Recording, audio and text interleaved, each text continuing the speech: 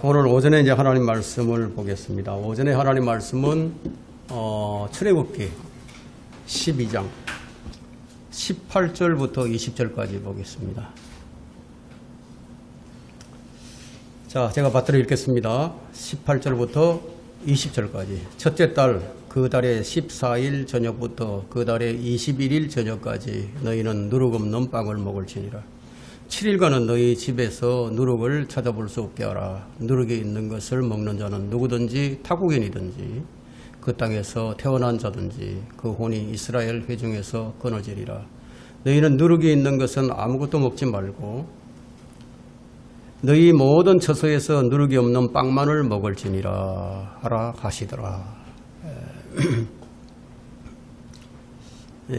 여기 나오는 이 첫째 달, 그 달의 14일부터 또 21일 저녁까지 이것은 6월절과 무교절입니다.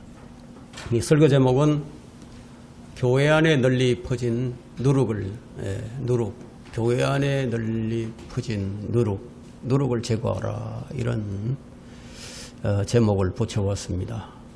우리가 방금 출애굽기 12장 18절부터 20절을 읽었는데 왜 하나님께서는 유월절과 무교절을 연결하셨을까요? 유월절과 무교절이 이어지고 있거든요. 왜 그렇게 하셨을까요? 어떤 목적이 있을까요? 그 의미를 알고자 하는 것이 아주 훌륭한 성경 공부 방법이에요. 이거 도대체 어떤 의미가 있을까? 왜 이렇게 하셨을까? 이런 궁금증을 가지고 성경을 대한다면 여러분들이 많은 유익을 얻을 수 있습니다. 유월절과 무교절을 연결시킨 이유는 유월절이 의미하는 것은 구원을 예표하고 있죠. 구원의 모형이단 말이에요. 그리고 무교절은 성도들의 거룩한 삶의 예표가 됩니다. 그래서 유월절과 무교절은 구원받은 이후에 곧바로 시작되는 성도의 영적 생활이 어떠해야 하는지를 우리에게 보여주는 겁니다. 이런 의미가 있다는 것을 여러분들이 좀 아셔야 됩니다. 오늘 이게 설교 제목을 교회 안에 널리 퍼진 누룩이라고 정한 것은 구원받은 후에 시작되는 신앙생활이 순수하지 못하고 또 거룩하지 못한 원인이 바로 이 누룩 때문이다. 그래서 이 설교 제목을 그렇게 삼았습니다. 따라서 신약의 성도들은 반드시 신약 성경에서 누룩이 무엇을 의미하는지를 확인할 필요가 있어요. 구약 성경만으로는 신약의 성도들이 이 누룩에 관하여 정확하게 알 수가 없어요. 신약이 없으면 구약을 정확하게 풀 수가 없는 거예요. 그래서 예수님께서 일찍이 이 누룩에 대해서 제자들에게 가르치셨죠. 이 누룩의 의미는 거짓교리다, 악한 것이다 하고 말씀을 하셨어요. 그래서 마태복음 16장 6절에서 그때 예수님께서 그들에게 말씀하시기를 바리새인들과 사두개인들의 누룩을 주의하라. 그 누룩이 뭔지 정확하게 나오죠. 빵에 넣는 누룩을 얘기하는 게 아니라는 거예요. 그런데 제자들이 이 말씀을 듣고 오해를 합니다. 자, 이 말씀을 하신 그 배경이 뭐냐?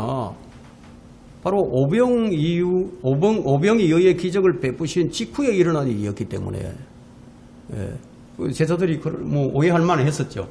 예수님께서 오병이어의 기적을 베푸셨어요. 그 12광주리가 남았어요. 먹고.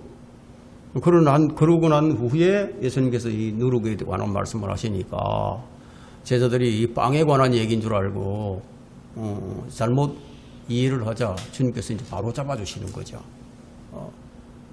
오늘날에도 누룩에 관하여 잘못 이해하고 있는 자들이 너무나 많아요. 우리는 이제 그들을 바로잡을 필요가 있습니다.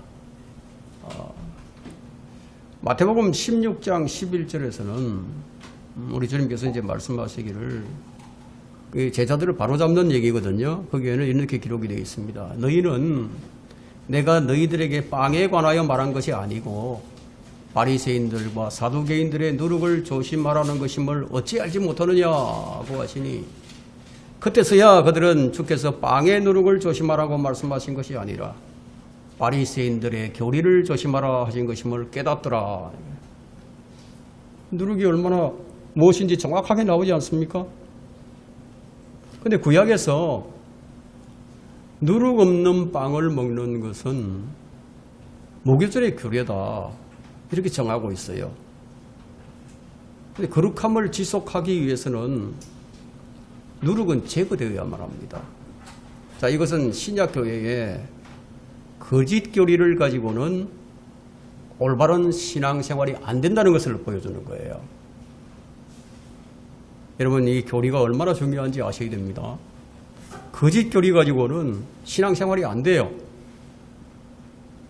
경배가 안 된다는 거예요.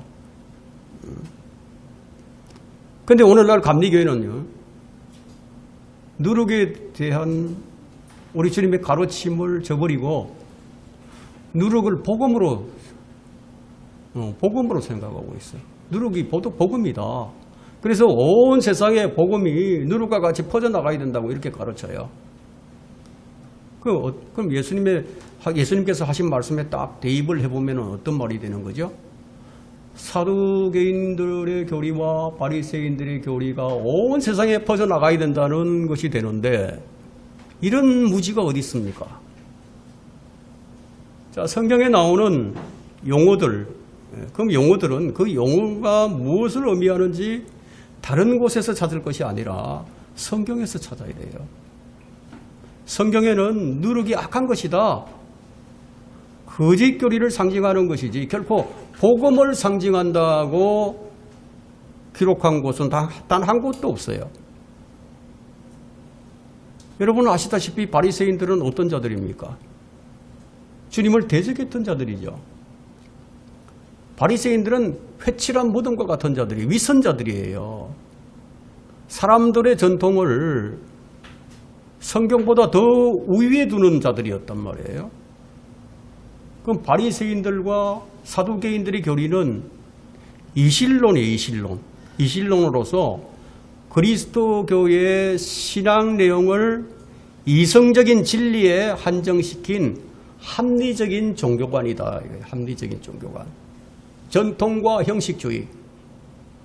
이것이 성경 대신에 그들의 최종 권위로 삼은 거예요. 성경 대신에 그것을 최종 권위로 삼았다. 그래서 사두개인들은 몸의 부활을 부정하죠. 부활을 안 믿어요. 영적인 것은 없다. 또 바리새인들은 긴 옷을 입고 다니기를 좋아하죠. 그래서 남들에게 보이기 위해서 길게 기도를 합니다. 또한 그들은 세계적인 교회를 만들겠다는 야망을 갖고 있었어요. 그럼 신약 성경은 이런 종교적인 위선자들을 가리켜서 그리스도를 죽인 자들이라고 부르고 있습니다. 그리스도를 죽인 자들이다. 이들은 하나님의 이름을 부르면서 하나님을 믿는 자들이에요. 하나님을 믿지만 결과적으로는 하나님을 대적하는 자들이에요. 여러분, 마귀들도 하나님을 믿고 떨기까지 합니다. 그런데 마귀는 하나님을 대적하는 자예요. 믿고 떨기까지 하는데 하나님을 대적한다 이거예요. 그래서 여러분들이 조심해야 할 것은 뭐 하나님 믿는다고 말하는 자들에게 무조건 점수를 줘서는 안 된다는 거예요. 왜냐하면 그들 가운데 마귀에게 쓰임을 받는 종들이 너무나 많기 때문이에요.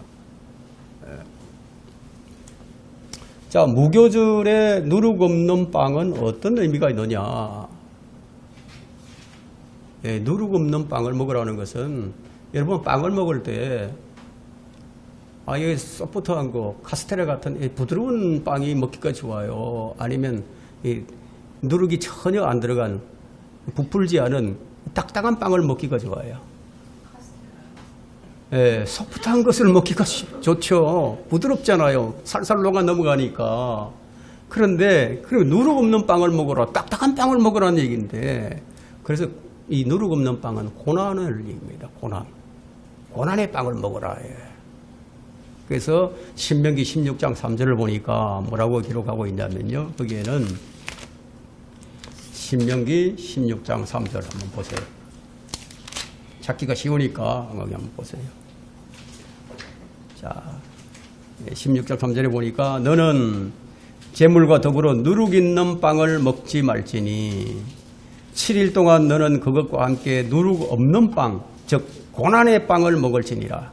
이는 네가 이집트 땅에서 급히 나왔습니다. 그리하여 너는 네가 이집트 땅에서 나왔던 날을 네 평생 동안 기억할 것이니라. 평생 동안. 이집트의 고난과 속박에서 빠져나온 날, 그러니까 출애굽을 평생 기억하라는 거예요. 그럼 우리가 무엇을 기억해야 됩니까? 우리가 해방받은 날, 우리가 죄에서 자유함을 얻은 날, 우리가 사망에서 생명으로 옮겨진 날, 우리가 영생을 얻은 날, 죄의 노예에서 하나님의 아들로 입양이 된 날, 한번 생각해 보세요. 그걸 평생 기억해야 된다는 거예요. 그래서 특별히 이제 출애굽을 기억하게 하신 것은 뭐냐? 구원받은 이후에 성도들이 어떤 삶을 살아가야 하는지를 보여줄 뿐만 아니라 우리를 구원하신 주 하나님의 은혜를 두고 기억하는 것이 믿음의 올바른 행보를 할 수 있는 권한이라는 거예요.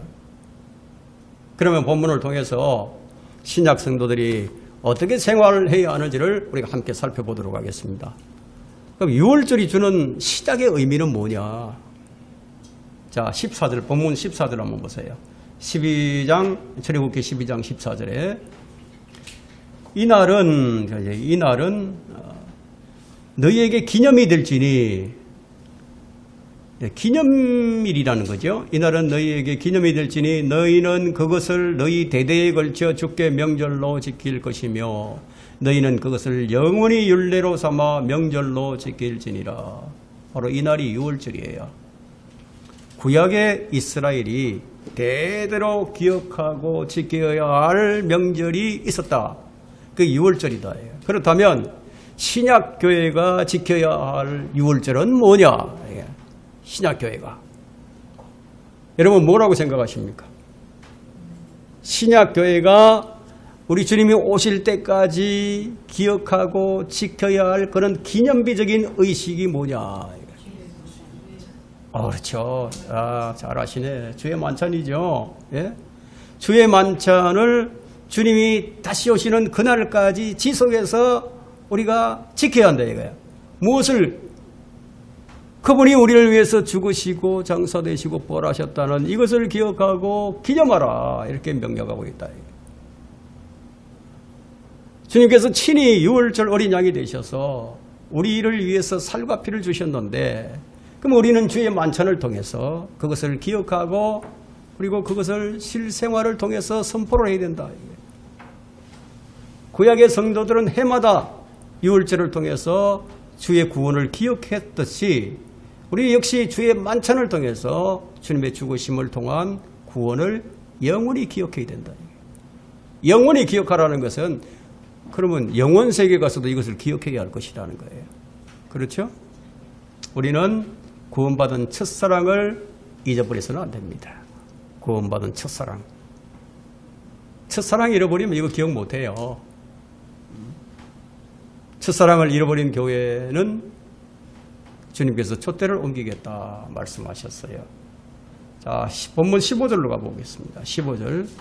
7일간을 너희는 누룩 없는 빵을 먹을지니 첫날부터 너희 집들에서 누룩을 제거할지니라. 이는 첫날부터 일곱째 날까지 누룩 있는 빵을 먹는 자는 누구라도 그 혼이 이스라엘에서 끊어질 것이라. 끊어질 것이다. 이것이 무교절의 규례입니다. 일주일 동안 고난의 빵을 먹어야 된다. 딱딱한 빵, 부드러운 빵은 안 돼. 듣기 좋고 먹기 좋은 이런 거 안 된다 이거예요. 이는 구속받은 성도의 삶이 거룩해야 한다는 것인데, 그럼 일주일이 의미하는 것이 무엇일까요? 일주일간 먹어야 된다. 여러분, 이 땅에서 인간의 역사가 7,000년이에요. 7,000년. 지금 6,000년이 지났어요. 그죠? 1,000년이 남아있죠? 1,000년이 남아있어요. 인간은 7,000년 동안 거짓 교리가 없는 진리로 삶을 살아야 함을 일깨워주고 있는 겁니다. 그 무교절에 누룩 없는 빵을 7일간 먹었다는 것은 우리가 먹는 영적 양식에는 거짓 교리가 없어야 함을 가르쳐 준다는 거예요. 거짓 교리. 여러분, 빵은 히브리인들의 주식이에요. 우리의 주식은 밥이지만, 밥이죠. 먹는 것이 우리 생활이에요. 먹는 것이.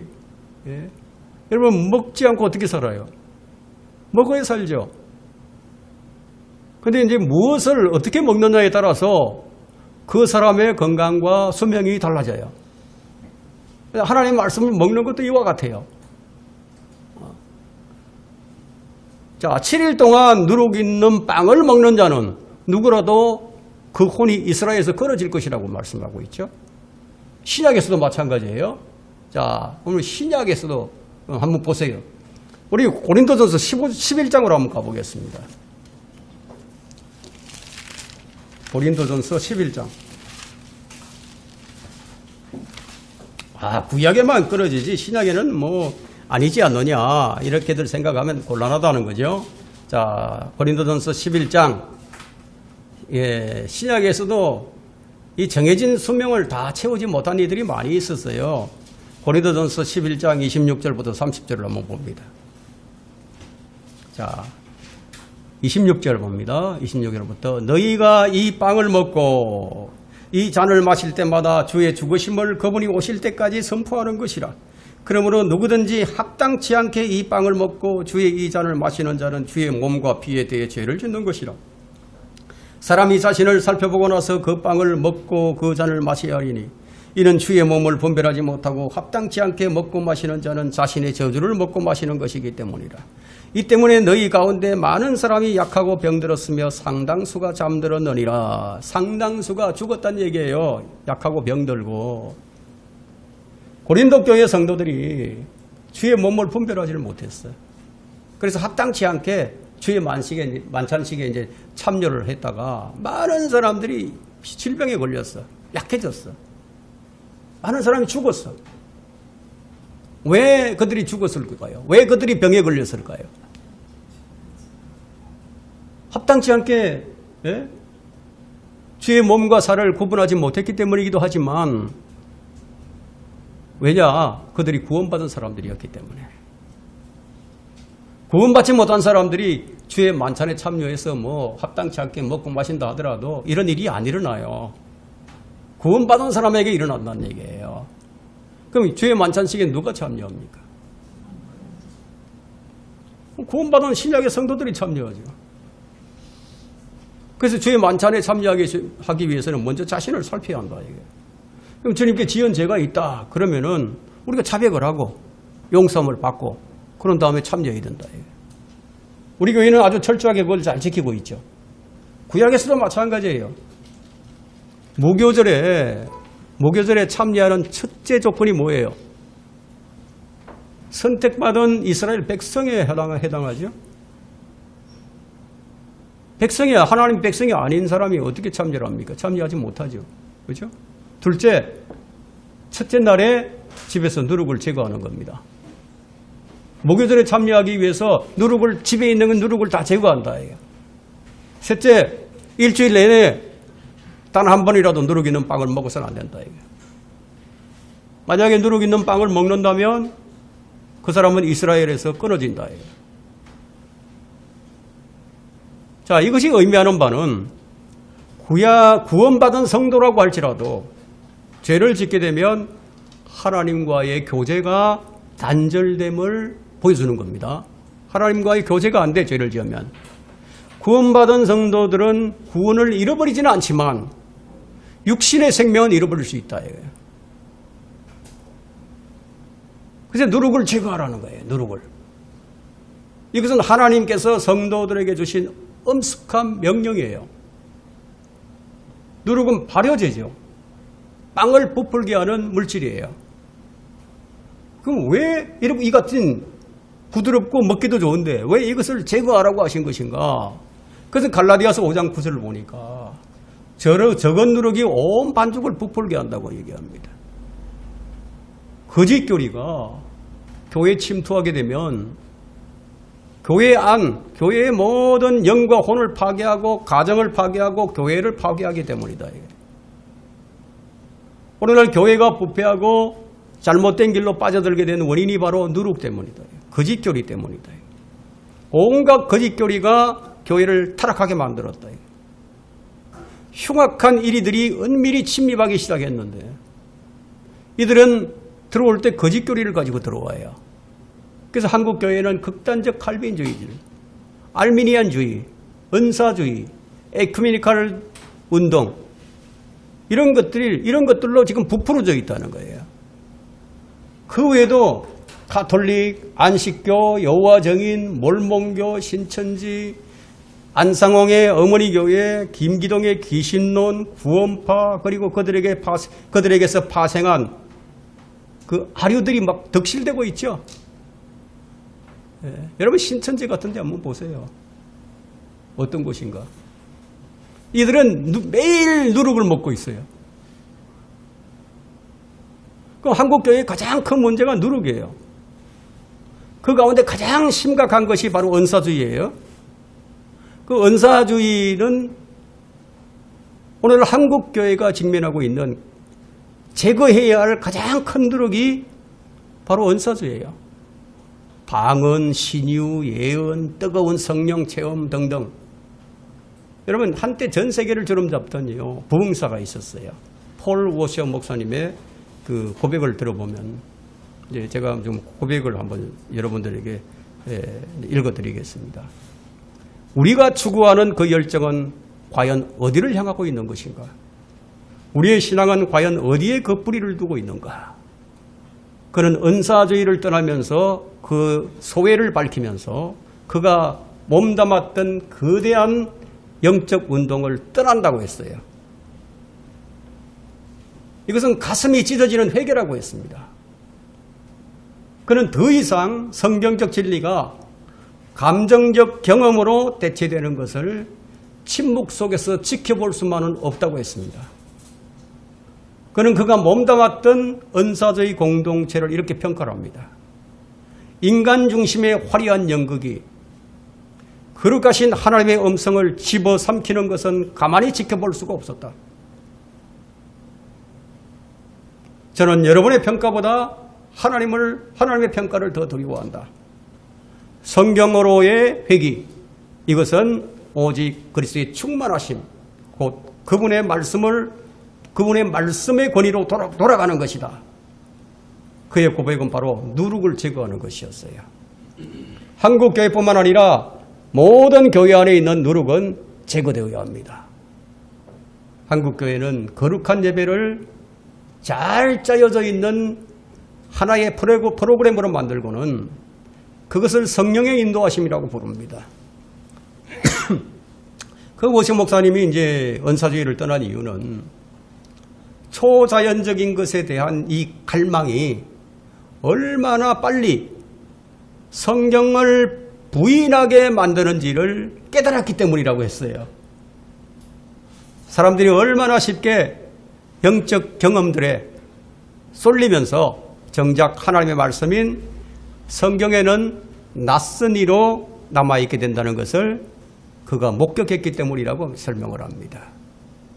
그는 양심에 걸리지만 이렇게 했다고 합니다. 자기 양심에 계속 이것이 와닿고 걸렸지만 판단하지 말자.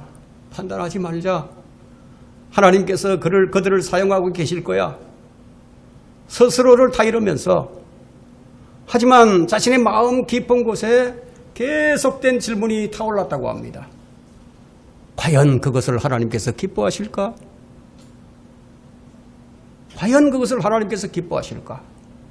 성경을 뒷전으로 하고 초자연적인 경험을 중시하는 것을 하나님께서 기뻐하실까?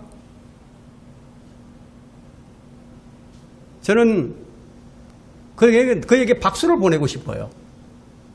늦게나마 그것을 깨달은 그에게 정말 박수를 쳐주고 싶습니다. 자, 큰 날의 안식일이 주는 신약의 의미는 무엇인가? 두 번째, 큰 날의 안식일이 주는 신약의 의미가 무엇인가? 16절 보세요. 본문 돌아와서 16절. 첫날에 성회가 있으며 일곱째 날에도 너희에게 성회가 있으리니 이 두 날에는 각자가 먹어야 하는 것을 제외하고 어떤 형태의 일도 해서는 안 되느니 그 일만이 너희가 할 일이니라. 어떤 형태의 일도 해서 안 된다. 그 일만이 너희가 해야 할 일이다. 첫째 날과 일곱째 날이다. 이스라엘은 유월절과 무교절을 아주 철저하게 지켰어요. 주님께서 첫째 날과 일곱째 날에 시도로 가셨는데 이 안식일은 매주마다 돌아오는 그런 안식일이 아니고요. 큰 날이라고 불리는 큰 안식일을 의미합니다. 유월절도 안식일이고요. 무교절의 마지막 날도 안식일이에요. 그래서 큰 안식일인데 주님은 이스라엘 백성들을 향해서 구원의 복음을 전파를 하셨죠. 그래서 그분은 어린 양으로 죽으셨어요. 그분께서 요한복음 7장 37절에서 그 명절의 큰 날인 마지막 날에 무교절 마지막 날을 큰 날이라고 했어요. 예수께서 서서 외쳐 말씀하시기를 누구든지 목마르거든 내게로 와서 마시라. 그 명절의 가장 큰 날인 마지막 날은 바로 무교절이 끝나는 마지막 날에 집회로 모이는 큰 안식일이에요. 그 요한복음 19장 31절에서 그러므로 그날이 예비일인 까닭에 유대인들이 그 시체들을 안식일에 십자가 위에 남겨놓지 않으려고 이는 그 안식일이 큰 날입니다. 큰 날입니다. 유월절이 여기서는 큰 안식일이죠. 주님은 이 두 날에 거룩한 집회로 모이도록 명령을 하셨어요. 하나님께 예배를 위해 모이는 것은 자신의 노동이나 가사나 어떤 행사도 다 중단하도록 하셨다는 거예요. 모이도록 하신 거예요. 그래서 주님은 거룩한 집회로 모이고 먹는 일을 빼고는 아무 일도 하지 말라. 오직 예배만 드리도록 하셨어요. 그런데 이것은 오늘날도 그렇게 하라는 것은 아니에요. 오늘날도 그렇게 하라는 것인 줄 알고 그렇게 오해하는 사람이 많은데 그렇지 않아요. 그러나 예배는 어떤 경우보다도 우선이 되어야 되겠죠. 예배로 모이라는 주의 명령은 지금도 여전히 지속되고 있어요. 이것은 천년왕국에서도 변하지 않아요. 예배 모임이 이렇게 중요합니다. 그런데 마지막 날의 특징이 뭐냐? 마지막 날의 특징은 예배로 모이지 않는 것이 특징이에요. 무엇을 의미할까요? 예배로 안 모인다 이거예요. 그럼 뭐 할까요? 집에서 드리지 뭐. 집에서.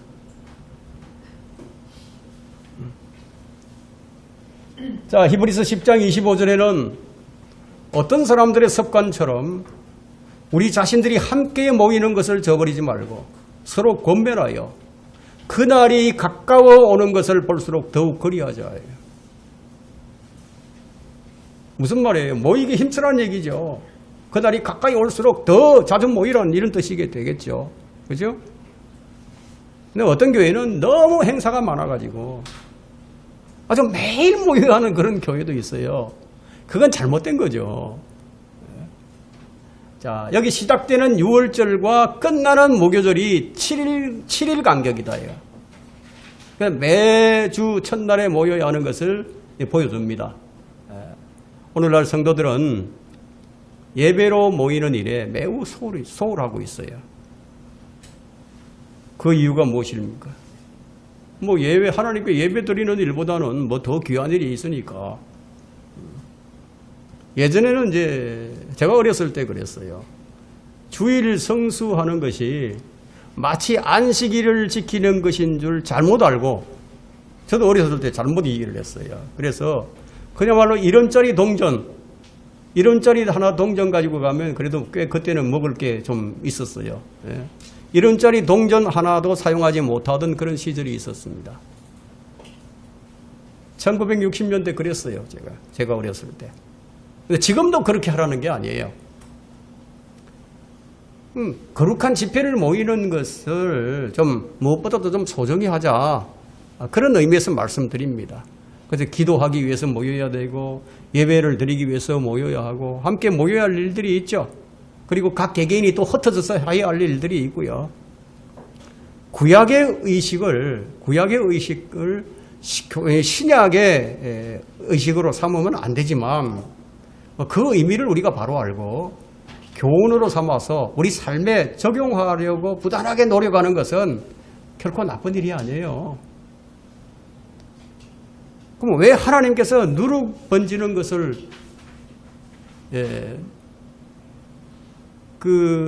허락하신 곳이 있는데 누룩이 있는 것을 허락하셨어요. 왜 그렇게 하셨을까? 고린도전서 11장 19절을 보게 되면 그 원인을 알 수 있습니다. 무엇 때문에 누룩을 허락하셨는가? 그 고린도전서 11장 19절에는 너희 가운데 이단들도 있어야만 하리니, 그러니까 누룩들도 있어야만 하리니 이런 뜻이죠. 그래야만 너희 가운데 인정받는 사람들이 나타나게 되리라. 비교된다는 거죠. 무엇이 옳은지 그런지 비교가 된다는 거예요. 진짜를 나타내기 위해서는 이단들도 있어야 한다. 그걸 허락하신 거예요. 아까도 말씀드렸지만 누룩 없는 빵은 고난의 빵이라고 말씀을 드렸어요. 누룩이 들어가면 빵이 부드러워지죠. 먹기가 좋아요. 그럼 이처럼 진리보다는 거짓 교리가 진리에 들어오면요, 더 그럴 때도 보이고 더 듣기가 좋아요. 주님은 우리를 단련하시는데 필요해서 거짓 교사들을 허용하신다는 겁니다. 그래서 예수님께서는 양의 옷을 입어서나 속은 약탈하는 이리들인 거짓 선지자들에 대해서 경고하신 바가 있죠. 마태복음 7장 15절에서 주님 경고하셨는데 거짓 선지자들을 조심하라. 그들은 양의 옷을 입고 너희에게 나오나 속은 약탈하는 이리들이리라. 겉과 속이 다른 사람들이다. 마귀는 우리에게 누룩이 들어간 음식을 먹도록 권장합니다.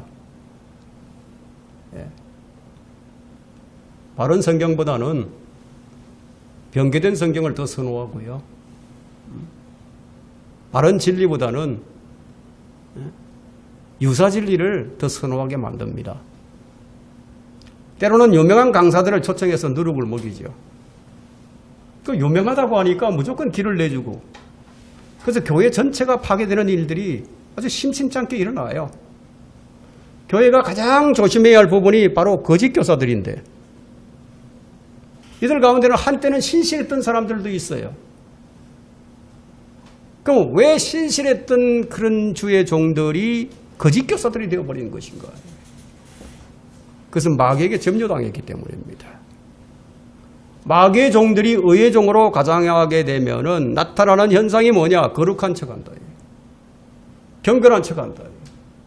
가장 잘 믿는 척, 아주 겸손한 것처럼 보이지만, 근데 자세히 들여다보면 은근히 자신을 띄워요. 모든 일을 성령의 인도를 받고 사역을 하는 척하면서 자신의 화려한 이력과 자신의 스펙을 틈만 나면 늘어놓는 거예요. 주님께서 이런 자들에게 하신 말씀이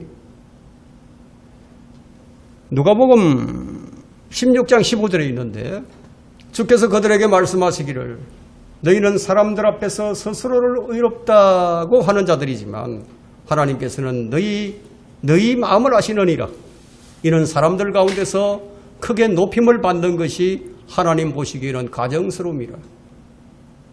여러분, 이 말씀이 상징적인 겁니까? 아니면 비유적인 것입니까? 문자적이죠. 문자적으로 해석해야 되는 거예요. 오늘은 어느 시대보다도 더 많은 이단들이 나와 있습니다. 여러분들은 이단들을 만났을 때 그들의 실체를 밝혀낼 수 있는 영적 능력을 소유해야 합니다. 영적 분별력. 어느 때보다도 필요한 때가 바로 지금이에요.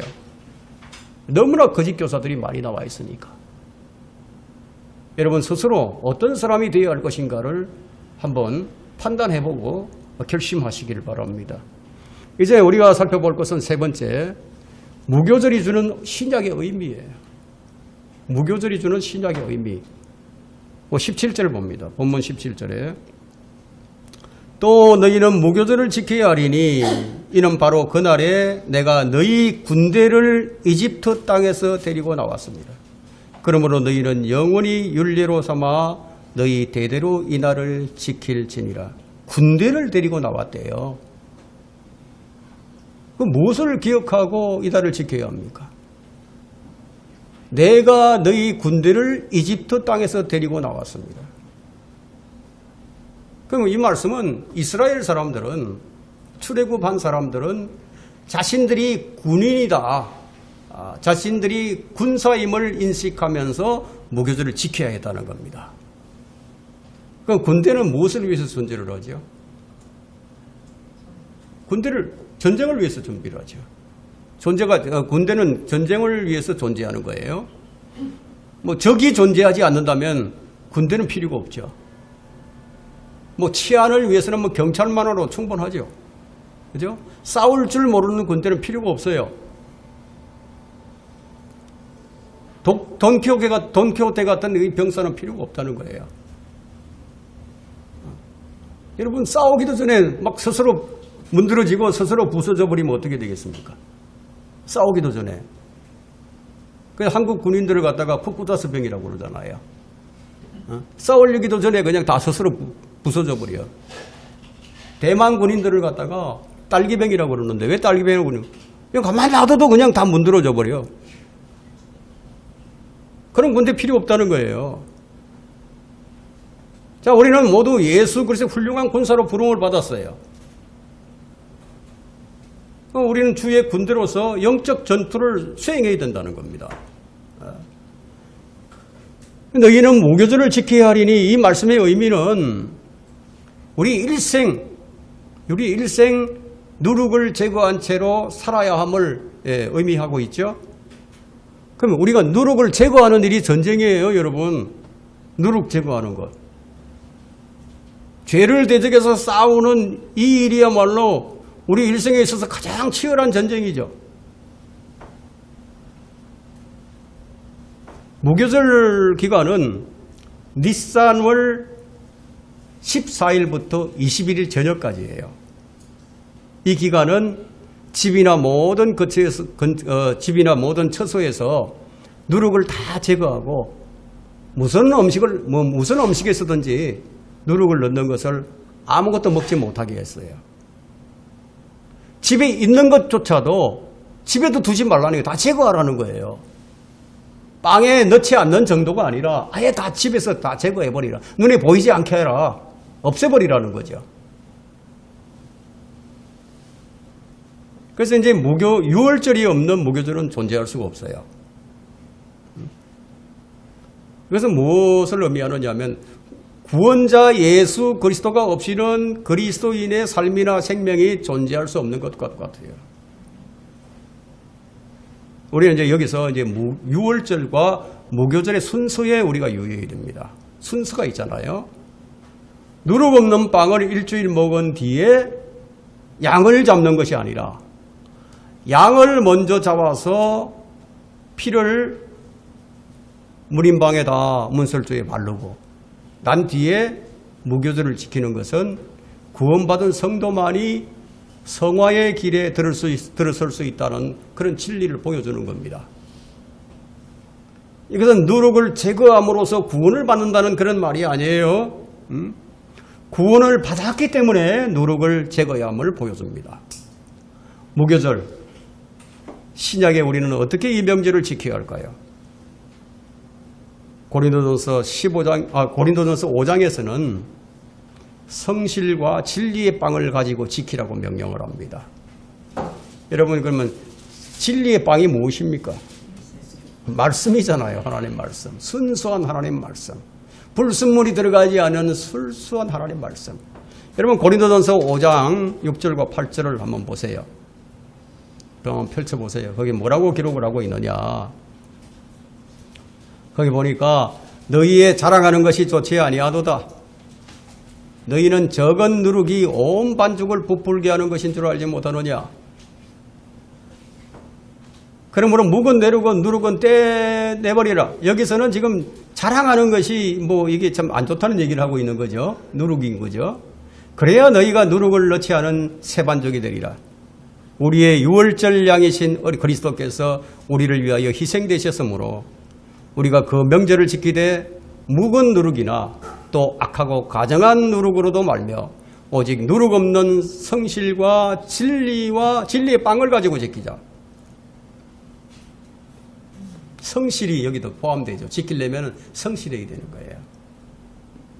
자, 교회는 성실과 진리의 빵, 즉 변개되지 않는 성경으로 영적인 삶을 영위해 나가야 합니다. 우리 개개인이 먼저 더러움을 내버려야 돼요. 그래서 고린도후서 7장 1절을 보면 이런 말씀이 기록되어 있죠. 그러므로 참으로 나의 사랑하는 자들아, 우리가 이러한 약속들을 가졌으니 하나님을 두려워함으로 거룩함을 온전히 이루어 육과 영의 모든 더러움에서 우리 자신을 깨끗하게 하자.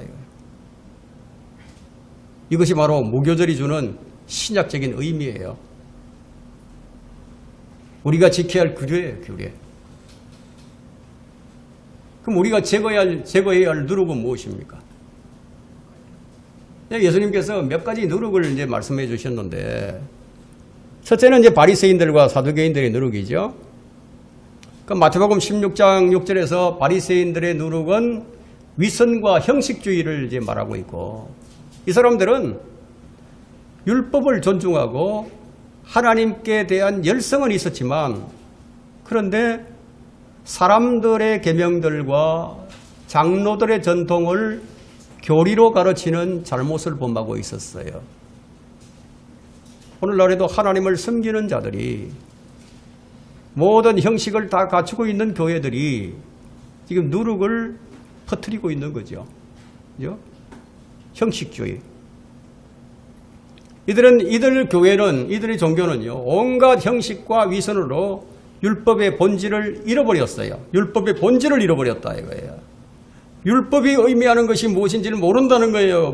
율법이 의미하는 것이 무엇인지도 모르고 율법을 지키고 있다는 거예요. 그래서 주님은 이 사람들에게 화를 내셨죠. 여러분, 율법을 뭘로 지켜야 하는지 아세요? 율법을 뭘로 지켜야죠? 율법은 믿음으로 지키는 거예요. 그냥 행위로만 되는 줄 아는데 행위로만 되는 것이 아니고 율법은 믿음으로 지켜야 된다고. 그것을 로마서 9장에 얘기를 하고 있습니다. 마태복음 23장 23절에서는 주님께서 화를 펄컥 내셨어요. 위선자인 서기관들과 바리새인들아, 너희에게 화 있으리라. 이는 너희가 박하와 아니스와 거민의 11조는 바치면서 할 일 다 한다는 얘기예요. 하나님을 섬기는 형식은 다 갖추고 있다는 거예요. 율법과 공의와 자비와 믿음에 더 중요한 것들은 빠뜨렸기 때문이라. 하나님을 믿는다고 하는 사람들이 율법의 의미도 모르고 공의롭지도 못하고 자비도 없고 믿음으로 안 지켜. 그래서 주님이 하신 말씀이 너희는 이것들도 마땅히 해가고 또 저것들도 저버리지 말아야 할지니라. 둘 다 하라는 거예요. 만일 우리가 바리새인들의 누룩을 지니고 있다면 속히 떼내버려야 된다. 사두개인들의 누룩이란 잘못된 교리의 누룩이에요. 이들은 천사도 영도 믿지 않아요. 부활도 안 믿어요. 오늘날 타락한 교회의 회중들이 사두개인들의 누룩으로 부풀려져 있어요. 성경을 문자적으로 기록된 그대로 믿지 않는 것이 사두개인들의 누룩이에요. 그럼 부활이 없다. 예수님 안 오신다고. 올라가신 거는 분명한데 그 올라가신 그대로 오시지 않는다고. 주님 안 기다리잖아요. 성경을 안 믿잖아요. 부분적으로만 믿잖아요. 주님께서 그 다음에 조심하라고 하신 것이 뭐냐. 그 누룩은 헤롯의 누룩이에요. 헤롯의 누룩. 마가복음 8장 15절에 기록이 되어 있죠. 자, 헤롯은 누구죠? 헤롯은 정치인이잖아요. 그죠? 정치인. 헤롯 대왕. 그죠? 그때 마가복음 8장 15절에 그때 주께서 그들에게 당부하여 말씀하시기를 주의하라. 바리새인들의 누룩과 헤롯의 누룩을 조심하라. 이게요. 오늘 이 교회는, 한국 교회는 바리새인들의 누룩과 사두개인들의 누룩과 헤롯의 누룩이 혼재되어 있다. 오늘 교회들 보세요. 정치에 개입하기를 얼마나 좋아하는지.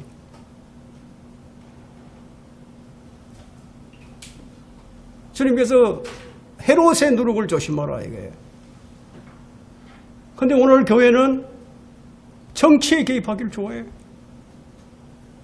바울은 묵은 누룩과 악하고 가정한 누룩은 떼내버리라고 했는데, 이 말씀을 우리가 좀 영적으로 달리 우리가 해석을 한다면은, 우리에게 적용한다면은, 우리의 육신을 따르지 말고 성령을 따르라는 의미예요. 육신을 따르지 말고 성령을 따르라. 오직 누룩 없는 성실과 진리의 빵을 가지고 지키자. 누룩이 없는 진리의 빵은 무엇입니까? 하나님께서 영감으로 기록하시고 섭리로 보존하신 변개되지 않는 성경이 바로 진리의 빵이에요. 이것을 가지고 모든 누룩을 제거하고 그리스도의 마음으로, 그리스도의 생각을 품고 하나님의 본성에 참여하라는 거예요. 하나님의 본성에 참여하기 위해서는 뭐가 필요하냐? 성실함이 필요하다. 그래서 성실과 진리의 빵이라고 얘기하고 있죠. 성실함을 가장 잘 표현해내는 구절이 바로 베드로후서 1장 5절이에요.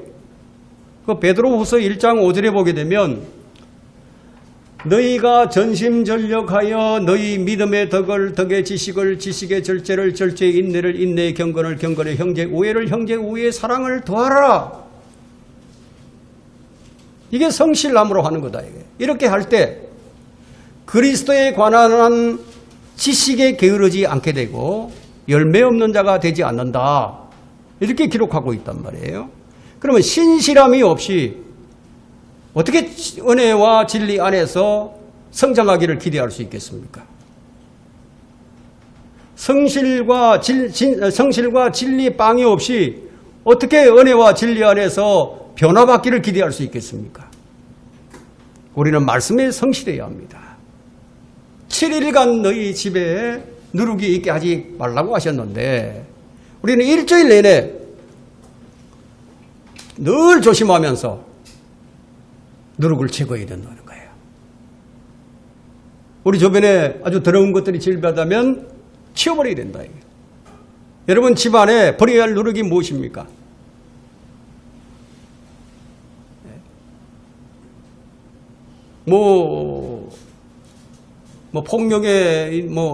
폭력이나 음란물이 있는 그런 잡지나 테이프, 그 마스코트와 같은 어떤 형상의 조각품들, 이런 것들은요, 영적 생활을 방해하는 것들이니까 치워버려야 된다. 이런 것들을 버리지 않고 육과 영의 모든 더러움에서 우리 자신을 지킬 수 없어요. 더러운 것들은 아예 치워버려야 된다. 여러분 20절을 한번 보겠습니다. 본문 돌아와가지고 20절 보면은, 자, 너희는 누룩 있는 것은 아무것도 먹지 말고 너희의 모든 처소에서 누룩 없는 빵만을 먹을지니라. 교회에서는요, 하나님의 말씀 외에 다른 것이 나와서는 안 된다. 교회에서 하나님의 말씀 외에 다른 것을 먹여서는 안 된다. 세상 문화를 유입해가지고 감정 유발을 시켜서 뭔가 환상에 빠져들게 해서는 안 된다. 성도들이 저소에서 먹어야 할 빵은 바로 여러분 손에 있는 킹제임스 성경이에요. 사람은 먹고 배부르면 그만인 존재가 아니에요. 주님께서 누룩 없는 빵을 먹게 하신 데는 일상적으로 먹는 빵 외에 하나님께서 사람에게 먹도록 정하신 다른 빵이 있다는 사실을 지금 우리에게 알려주고 있는 겁니다. 그것을 알려주시려고 이스라엘 사람들에게 어떻게 하셨는지 아세요? 주님은 광야에서 빵을 먹을 수 없는 환경으로 인도를 하셔서 땅에서 나는 음식이 아니라 하늘에서 내려오는 음식을 먹게 하셨다 이거예요. 만나를 먹게 하심으로써 또 다른 음식을 맛보게 하셨다는 거예요. 신명기 8장 3절에 주님께서는 너를 겸손하게 하시고 너를 배고프게 하셨으며 너도 모르고 네 조상도 모르는 만나로 너를 먹이셨으니 이는 사람이 빵으로만 사는 것이 아니요 주의 입에서 나오는 모든 말씀으로 사는 것을 너로 알게 하려 하십니다. 마귀가 예수님 시험할 때 먹는 것을 가지고 시험을 했죠. 그죠? 이 돌을 가지고 빵이 되게 하라고. 배고프지 않냐고. 그때 우리 주님께서 하신 말씀이 무슨 말씀이에요? 사람이 빵으로만 사는 것이 아니요 주의 입에서 나오는 모든 말씀으로 사는 것이다. 이렇게 말씀하시면서 마귀를 물리쳤죠.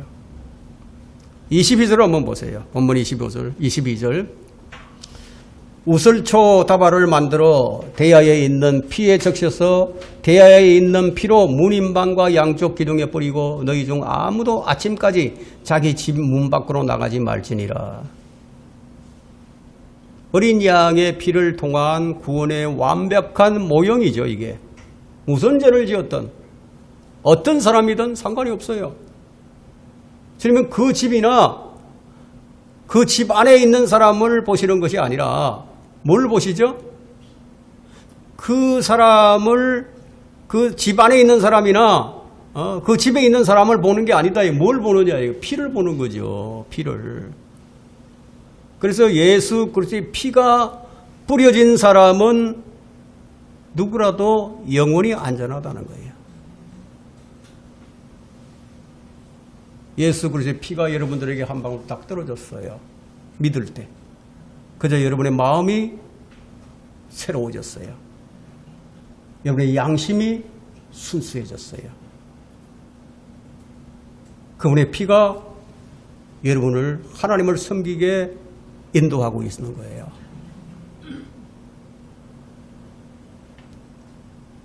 우슬초는 뭡니까? 우슬초. 우슬초는 풀 이름인데 제사장들이 이 우슬초에다 피를 묻혀서 이렇게 뿌렸죠. 그런데 오늘날 우슬초에 대한 오해가 있습니다. 왜냐하면 시편에 이런 말씀이 있기 때문에 오해를 합니다. 다윗이 이런 얘기를 해요. 우슬초로 나를 정결케 하소서 내가 깨끗게 되리이다. 나를 씻기소서 내가 눈보다 더 희게 되리이다. 이 말씀 때문에 마치 우슬초가 정결케 하는 줄로 오해를 내버리죠.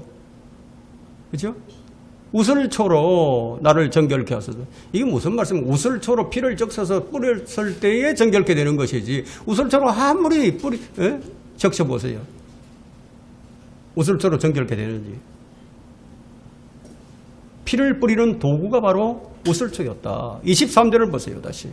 주께서 이집트인들을 치려고 두루 다니시니 문인방과 양쪽 기둥에 피를 보시면서 주께서 그 문을 지나시실 것이며 멸망시키는 자로 너희 집에 들어가서 너희를 치도록 허락하지 않을 것임이라. 주님께서 보시는 유일한 한 가지가 어린 양의 피예요. 주님께서 믿는 우리에게 자신의 피를 뿌려주셨다. 그리고 이제 24절부터 28절은 약속의 땅에 들어가서 이 율례를 영원히 지키도록 할 것이며 이 율례의 의미를 자손들에게 잘 가르쳐 주라고 말씀하고 있어요. 우리가 26절만 보겠습니다.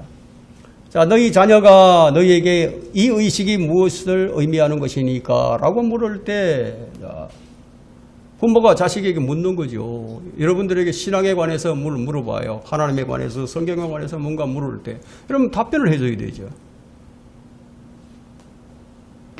자녀들은 부모들이 믿음을 몸소 행할 때 그 이유를 물어요. 믿음에 관한 질문이 없다면 뭐 그 과정에서 믿음의 본을 보여주지 않고 있는 것이 분명한 거죠.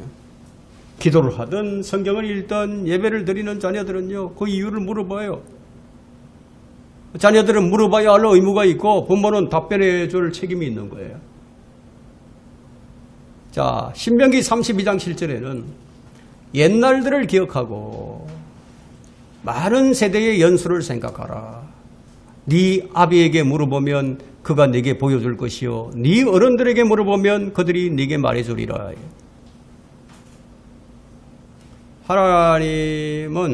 하나님께서는 이 자녀들이 묻게 될 일들에 대해서 몇 가지 예상 질문과 모범 답안을 주셨는데, 첫 번째 문제가 뭐냐? 유월절에 관한 질문과 답변이에요. 바로 그것이 27절에 있죠. 자녀들이 이 의식이 무엇을 의미하니까 물을 때 27절에 있는 대로 답을 해줘야 된다는 겁니다.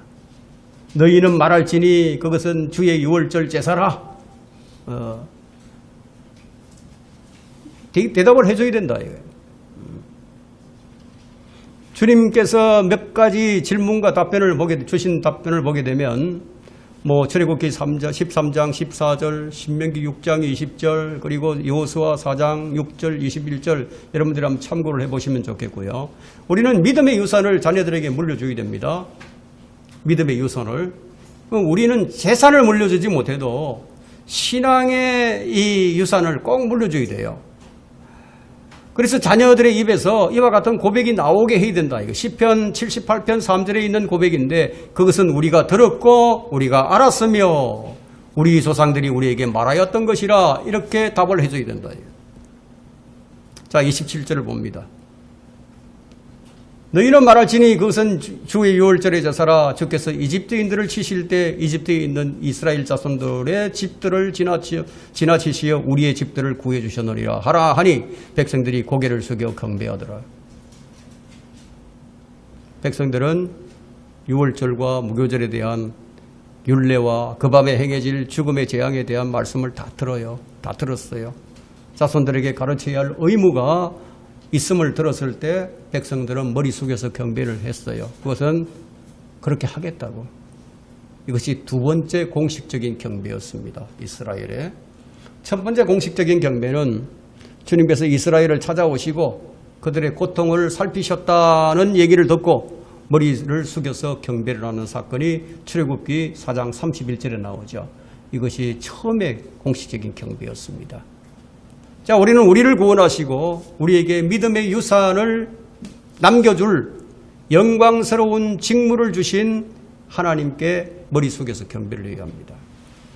이들의 집회는 머리 숙여서 경배를 함으로 끝을 맺었습니다. 이제 각자 자기 집으로 돌아가서 해야 할 일은 집회에서 들은 바 말씀을 실천하는 것이었어요. 실천하는 신앙이 중요하다.